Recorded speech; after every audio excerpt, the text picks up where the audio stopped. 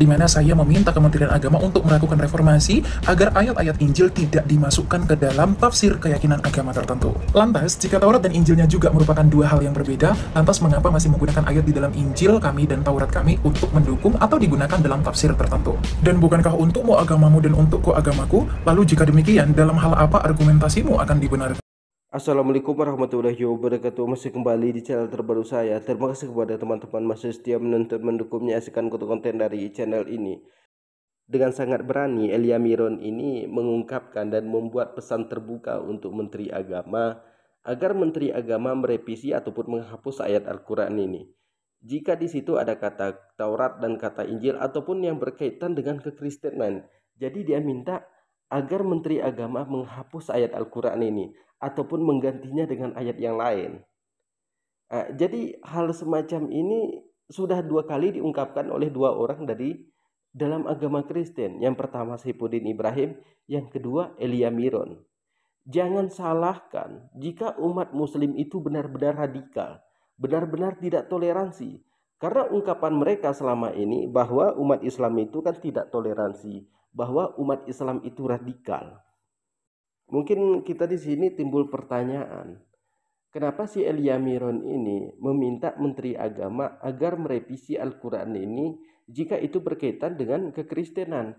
Karena dengan orang membaca Al-Quran, semakin banyak orang yang masuk ke dalam agama Islam, sehingga agama Kristen itu semakin sepi.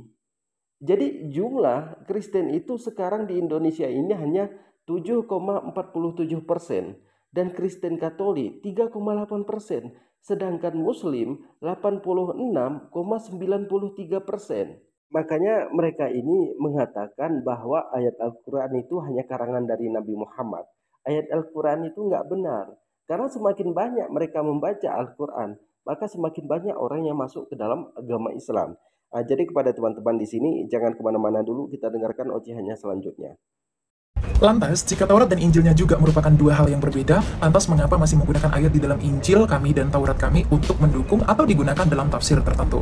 Dan bukankah untukmu agamamu dan untukku agamaku? Lalu jika demikian, dalam hal apa argumentasimu akan dibenarkan? Atau bagaimana jika Anda diperhadapkan ketika ayat-ayat kitab sucimu kami gunakan untuk mendukung tafsir Trinitas atau mendukung keilahian Yesus Kristus? Bukankah kamu tidak sepakat dengan tindakan tersebut? Lalu mengapa hal tersebut tidak berlaku dalam sikap kami? Jadi kita jawab secara singkat. Jadi Injil yang dimaksud di dalam surat Maryam itu bukan Injil yang sekarang. Injil yang dimaksud di dalam Al-Quran surat Maryam itu Injil yang diturunkan kepada Nabi Isa. Lalu orang Bani Israel beriman kepada Nabi Isa, bukan bertuhan kepada Nabi Isa. Jadi Injil yang dimaksud di dalam Al-Quran ini bukan Injil yang ada sebagai penebus dosa. Karena mereka mengatakan dengan tergantungnya Yesus di kayu salib, maka dosa kita semua sudah ditebus, hukum Taurat pun dihilangkan. Kan seperti itu kata Paulus. Kenapa? Karena antara Taurat dengan Injil ini kan saling bertentangan. Antara ungkapan Yesus dengan ungkapan Paulus itu saling bertentangan. Yesus disunat pada hari ke-8. Sedangkan Paulus mengatakan kita tidak perlu disunat, kita cukup dibaptis. Yesus mengatakan jangan bertuhan kepada manusia, tapi Paulus mengatakan itu Tuhan kita. Jangan makanan biduah, tidak ada makanan yang haram kata Paulus. Jangan minum minuman miras, semua minum itu boleh kau minum. Kan seperti itu kata Paulus. Jadi antara ungkapan Paulus dengan ungkapan Yesus itu saling bertentangan. Jadi kalau Anda mengatakan mau menghapus kata-kata Injil dari dalam Al-Quran ini, oh maaf Mbak, sepertinya Anda ini hanya membuat malu Kristen. Jika Anda mendesak agar ayat Al-Quran ini, jika itu berkaitan dengan kekristenan itu dihapus, sepertinya Anda membuat kesalahan besar. Kita lanjutkan.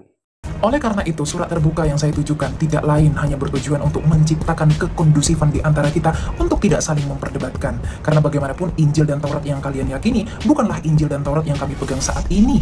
Karena Injil dan Taurat yang kalian yakini adalah Injil yang diturunkan kepada Nabi Isa dan Taurat yang diturunkan kepada Musa. Sedangkan Injil dan Taurat yang kami yakini adalah Injil yang dituliskan oleh para murid dan para rasul Yesus Kristus dan Taurat yang dituliskan oleh Musa dan juga Yosua. Inilah perbedaan kita dan saya selalu menekankan perbedaan agar selalu saling memahami di dalam kerukunan umat beragama. Jadi Elia Miron ini membuat surat terbuka untuk Menteri Agama agar Menteri Agama itu menghapus ayat Al-Quran jika ayat Al-Quran ini berkaitan dengan kekristenan. Kita juga membuat surat terbuka untuk mereka. Jadi mereka juga tolong sadar diri. Perlu saya perjelas lagi untuk Elia Miron ini, karena mereka selalu mengatakan bahwa kita itu radikal, tidak toleransi. Jadi kalau kita seandainya radikal, maka mungkin saudara kita yang di Kristen itu akan kelaparan. Kenapa? Karena jumlah orang Muslim itu 86,93%, Kristen 7,47%, Katolik 3,8%. Kalau seandainya ini hasil buminya dibagi menurut penganut agamanya, apakah mereka itu akan bertahan hidup? Karena jumlah Kristen sekarang di Indonesia ini hanya 7,47%, Katolik 3,8%. Jadi kalau mereka mengatakan kita itu radikal dan tidak toleransi, bagaimana kalau ini kita bagi menurut penganut agamanya? Kalau kami bagi itu menurut penganut agamanya, itu baru namanya radikal. Baru namanya tidak toleransi. Tapi di sini dia ini semakin keras karena terkenalnya dari podcastnya Dr. Richard Lee membahas tentang Palestina dan Israel. Jadi ketika sudah ditantang, dia kabur. Kan kemarin itu ditantang oleh Kodonditan. Dia tidak sanggup, dia kabur. Tapi sekarang dari belakang dia minta agar Menteri Agama menghapus ayat Al-Quran yang berkaitan dengan kekristenan. Jadi jangan kebiasaan itu ya, memang kebiasaan banci ya, orang juga banci kan. Jadi kalau dia minta sekali lagi agar ayat Al-Quran itu dihapus kalau berkaitan dengan kekristenan, berarti Anda ini sudah memancing amarah umat Islam, emosi umat Islam. Jika Anda mendesak sekali lagi mengungkapkan hal seperti ini, jangan katakan tidak toleransi, jangan katakan radikal. Karena Anda yang meminta, maka kalau Anda meminta kami ngasih. Tapi kalau Anda menjual kami membeli. Jadi ungkapan Anda ini harus dipertanggungjawabkan. Jadi kepada teman-teman, kita tunggu saja sampai mana Elia Miron Banci ini bertahan. Jadi mungkin cukup sekian. Assalamualaikum warahmatullahi wabarakatuh.